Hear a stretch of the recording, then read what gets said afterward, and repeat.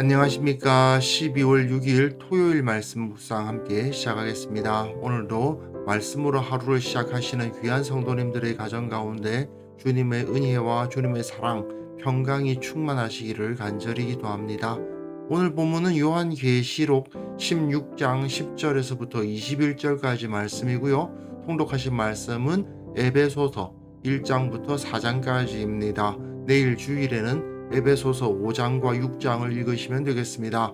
오늘 본문은 어제 7대접 중에서도 첫 번째 대접부터 네 번째 대접까지의 심판을 보았는데 나머지 5번째부터 7째 대접의 심판을 보게 될 것 같습니다.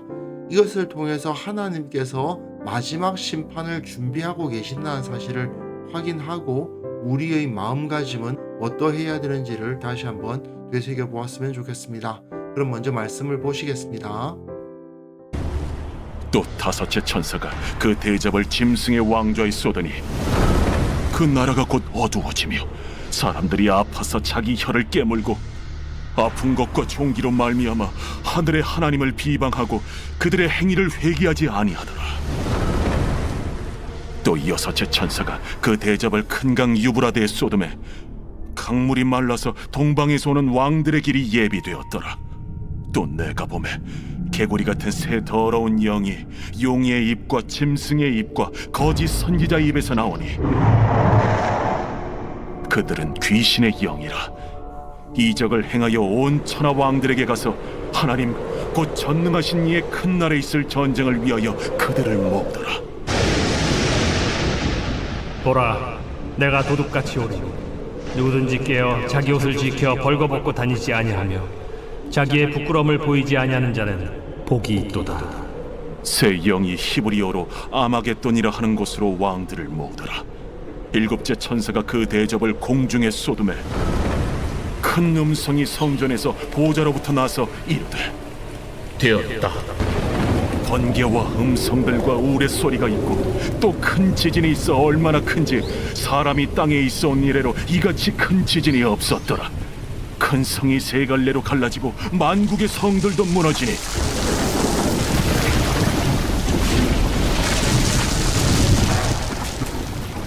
큰 성 바벨론이 하나님 앞에 기억하신 바 되어 그의 맹렬한 진노의 포도주잔을 받음에 각 섬도 없어지고 산악도 감대하였다.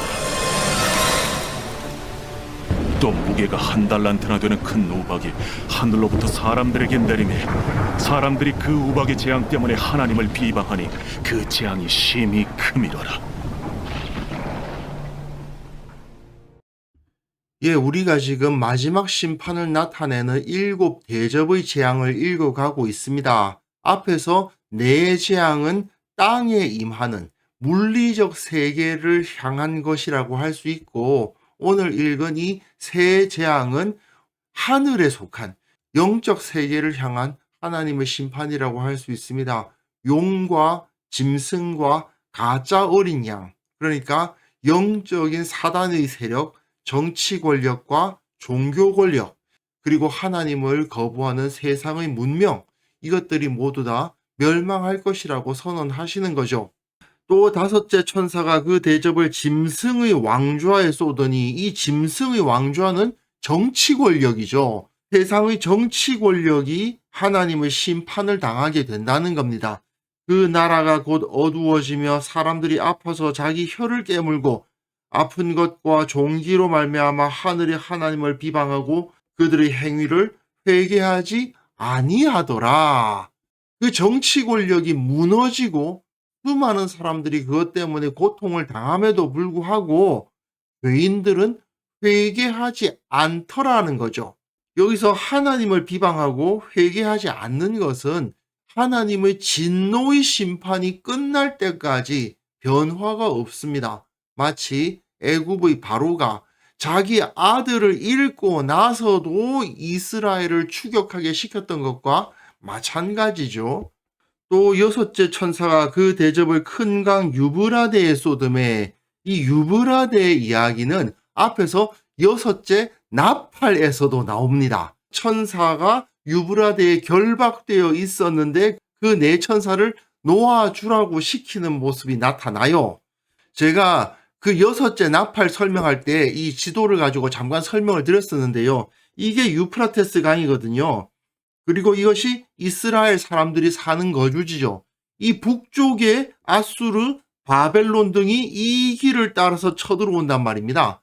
그러니까 유브라데는 북쪽에 있는 외부의 적으로부터 이스라엘을 지켜주는 경계선의 의미를 가지고 있는데, 이 유브라데가 어떻게 됐다고요?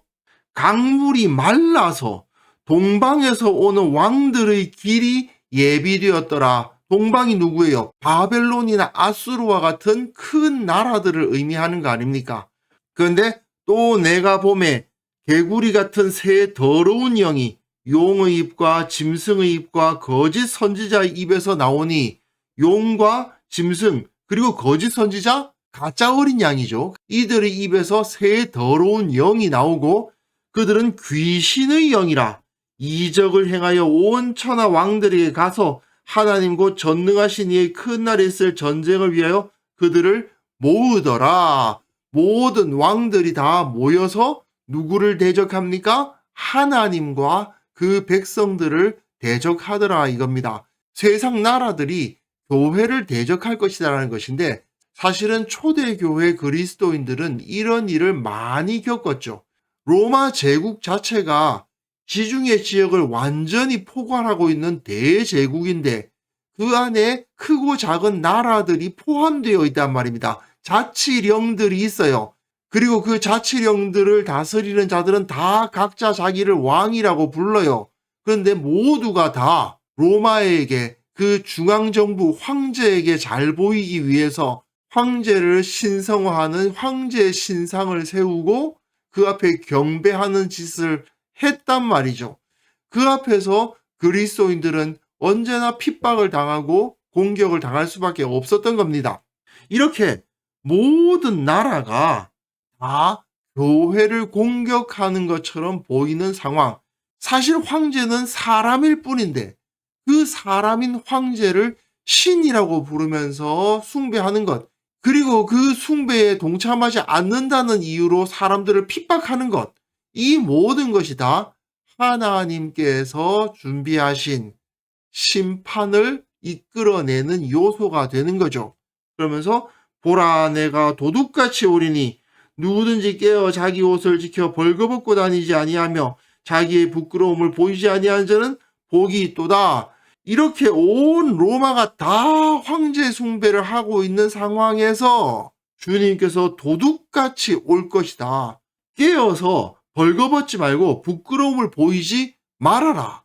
그들의 거짓된 종교에 휩쓸리지 말라고 가르치시는 거죠. 그렇게 주님께서 마지막으로 이들을 심판하실 날이 올 것이고, 새 영이 히브리어로 아마겟돈이라 하는 곳으로 왕들을 모으더라고 되어 있습니다. 여기서 아마겟돈이라는 거 많이들 들어보셨죠? 이게 사실은 무깃도를 말하는 겁니다. 사사기에도 왕들이 와서 싸울 때에 가나안 왕들이 무깃도 물가 다안악에서 싸웠다라는 기록이 사사기에도 나와 있어요. 이 무깃도에서 요시야 왕이 전사하기도 하죠. 이 무깃도라는 곳은 외부 세력이 이스라엘을 점령하기 위해서 반드시 넘어야 했던 전략적 요충지였습니다. 제가 첫 페이지 사진으로 선택한 것인데요. 여기가 무깃도 요새고 이 앞이 이스르엘 평야라고 합니다.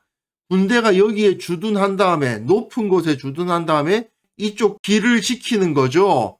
이 당시에는 길이 그렇게 발달하지 않았으니까 군대가 지나가기에는 그렇게 넓지 않은 길인데, 높은 곳에서 주둔한 군대가 여기서 위협을 하고 있으면 여기에 적군이 주둔했다 하더라도 이곳으로 쉽게 지나가기가 어려웠겠죠. 그리고 그 지도를 보시면요, 여기가 무깃도거든요. 여기 해변길로 저기 쳐들어왔다 하거나 아니면 이쪽으로 저기 쳐들어왔다 하더라도 여기에 있는 이 이스라엘 지역을 점령하기 위해서는 무깃도를 넘지 않으면 사마리아나 그 밑으로 예루살렘까지 갈 수가 없다는 말입니다. 그리고 또한 애굽이 진격해 들어갈 때라도 이 무깃도에서 막고 있으면은 북쪽으로 더 올라갈 수가 없기 때문에 요시야가 무깃도를 붙잡고 지켰던 것이죠. 그래서 외부 세력이 이스라엘을 점령하기 위해서 쳐들어왔다가 이 무깃도에서 많이 패퇴당합니다. 그러니까 침공한 외적들의 무덤이 되었던 곳이 바로 이 무깃도예요.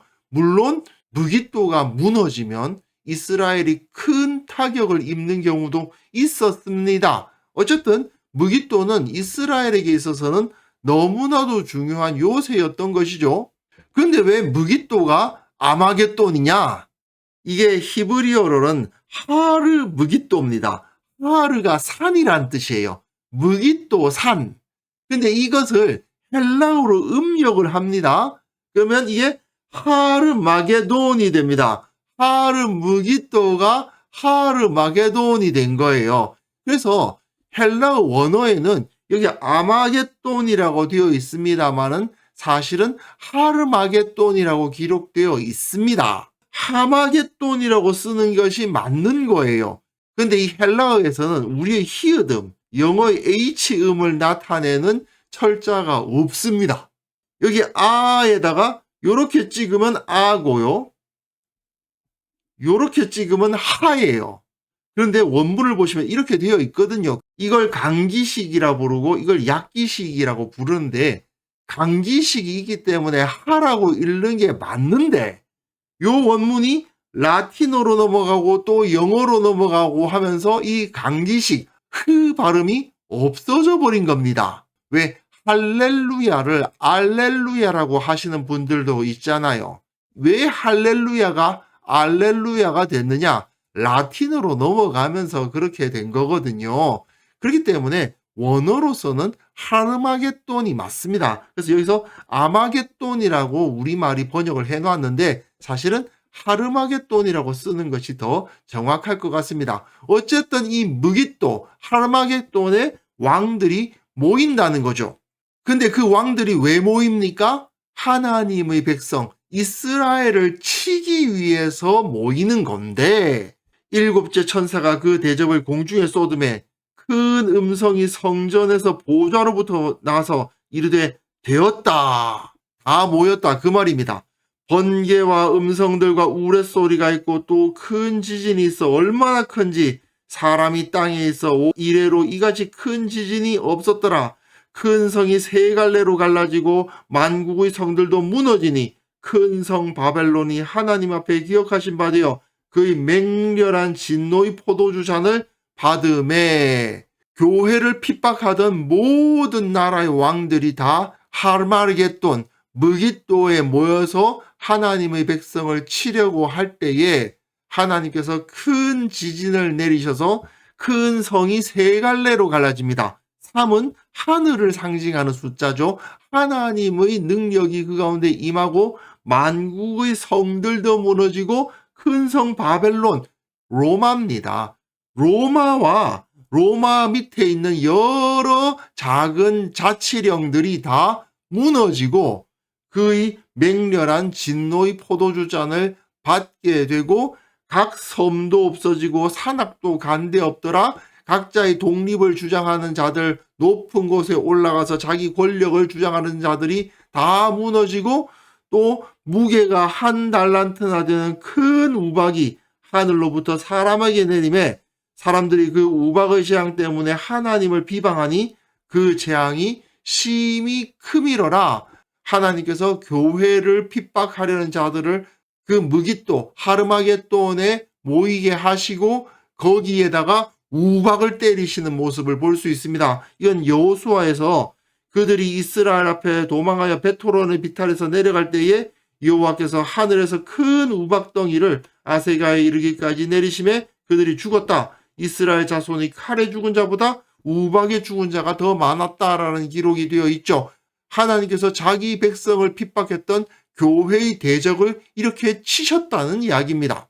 결국 온 천하의 왕들이 한 곳에 모여서 그 세상 어떤 것보다도 강력해 보였지만 도둑같이 오시는 주님의 권능 앞에 한꺼번에 심판을 당하여 파멸할 것이다. 그러나 저들은 그 우박의 재앙을 당하면서 파멸하면서도 회개하지 아니하고 하나님을 비방하며 무너져가게 될 것이다 라는 예언이 주어지고 있는 것입니다. 사실 이거는 초대교회 성도들에게는 그야말로 가슴이 뻥 뚫리는 통쾌한 장면입니다. 아마겟돈 하면은 아주 무서운 예언이라고 생각하시는 분들이 있는데 그게 아닙니다. 교회를 핍박하고 압제했던 자들이 자기네들이 뭐 대단한 힘이 있는 줄 알고 모여가지고 교회를 하나님의 백성을 치려고 할 때에 하나님이 저들을 한꺼번에 쳐버리시고 또한 그들이 다스리던 나라들까지 다 지진과 우박으로 무너뜨려 버리시더라. 세상 나라들은 다 멸망을 당하고 하나님의 나라, 주의 교회만 우뚝 서게 되는 역사가 일어날 것이다 라고 말하고 있는 거예요. 사실 아직도 세상에는 자기들의 힘을 믿으면서 하나님을 비방하고 조롱하는 자들이 얼마든지 있지 않습니까? 로마 시대의 황제 숭배와도 같은 악하고 거짓된 종교는 사람들로 하여금 돈의 힘과 권력의 힘을 숭상하게 하고 또 그 힘으로 사람들을 정복할 수 있을 것이다. 교회도 하나님의 백성들도 그 앞에서는 어쩔 수 없을 것이다. 그렇게 생각을 합니다. 하지만 이것은 모두 악인들이 자기 꾀에 걸려 넘어지게 하시는 하나님의 전략일 뿐입니다. 하나님은 악인들로 하여금 자기들의 죄가 자기들을 파멸시키는 것을 경험하게 하십니다. 인간의 역사를 살펴보면 그걸 알 수 있죠. 칼로 흥한 자는 칼로 망하고 돈으로 의수되는 자는 돈 때문에 망합니다. 그 모든 것이 다 하나님의 역사라는 것이죠. 우리 그리스도인들은 바벨론에 비유되는 거대한 세상의 파도에 맞서서 버티고 있지 않습니까? 사실 이 싸움이 그렇게 만만한 것만은 아니죠. 돈과 권력의 힘이 너무나도 강해 보이는 것은 사실입니다. 하지만 우리에게는 이 약속이 주어져 있습니다. 보라, 내가 도둑같이 오리니 누구든지 깨어 자기 옷을 지켜 벌거벗고 다니지 아니하며 자기의 부끄러움을 보이지 아니하는 자는 복이 있도다. 주님께서 언젠가 다시 오셔서 저들을 심판하시고 하나님을 온전히 섬기던 자들을 높이실 그 날이 올 겁니다. 그렇기 때문에 우리는 이 세상의 영향력, 돈과 권력과 음란한 문화, 이러한 힘들 앞에서 주님의 전신갑주를 입고 무장하고 버텨야 될 것입니다.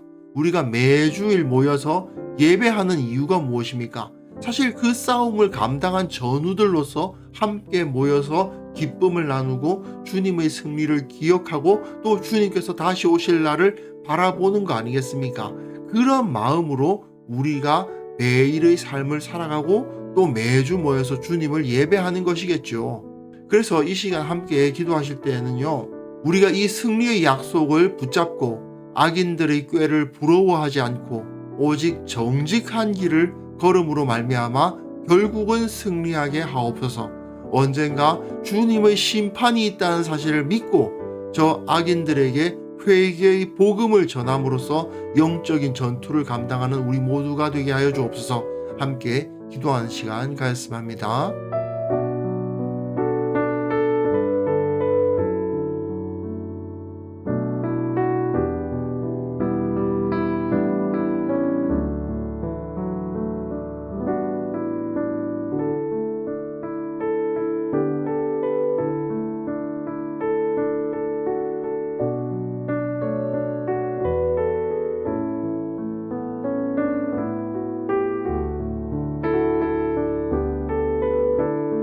하나님 아버지, 우리가 악인들의 꾀를 부러워하는 어리석은 자들 되지 않도록 도와주시고 세상의 영향력에 흔들리지 않도록 도와주시고 오직 거룩하게 정직하게 살아감으로 말미암아 이 세상을 이기는 자들 되게 하여 주옵소서.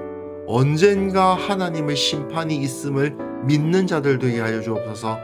악인들에게 오히려 회개의 복음을 전함으로써 그 영적 전투를 감당하고 오직 주님의 이름을 높이는 우리 모두가 되게 하여 주옵소서. 주님, 특별히 내일 거룩한 예배로 모이기를 원합니다. 세상에서 영적인 전투를 감당하다 다시 함께 만나는 주님의 군사들의 모임이 되게 하여 주시고 그 가운데에서 거룩하신 하나님을 느끼고 이 공동체가 의인들의 공동체임을 확인하는 그러한 귀한 시간 되게 하여 주옵소서. 오늘 하루 살아가는 그 모든 순간순간마다 주님께서 함께 하여 주시고 세상을 두려워하지 않는 마음 허락하여 주시고 오직 하나님의 나라를 바라보며 주님과 함께 동행하는 하루를 살아가게 하옵소서. 감사드리옵고 예수님의 이름으로 기도합니다. 아멘.